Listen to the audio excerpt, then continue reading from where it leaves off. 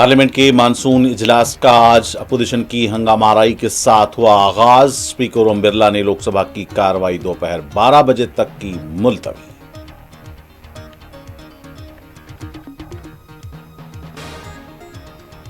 आज से पार्लियामेंट का मानसून इजलास। पीएम मोदी ने मीडिया के सामने ऑपरेशन सिंदूर को बताया कामयाब ऑपरेशन। अपोजिशन कई इश्यूज पर हुकूमत को घेरने के लिए तैयार।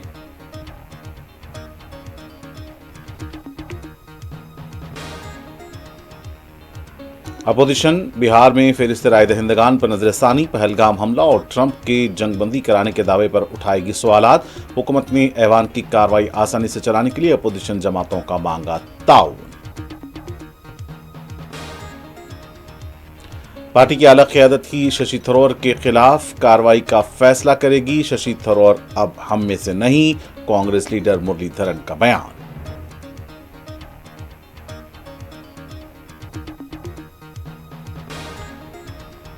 और इसराइल की जानिब से ईंधन और इमदाद की मुसलसल नाकाबंदी के बायस गजा में ग़िज़ाई क़िल्लत संगीन सूरत हाल इख्तियार कर गई। गजा के शिफा अस्पताल में 35 दिन का एक नौमौलूद बच्चा भूख से फौत।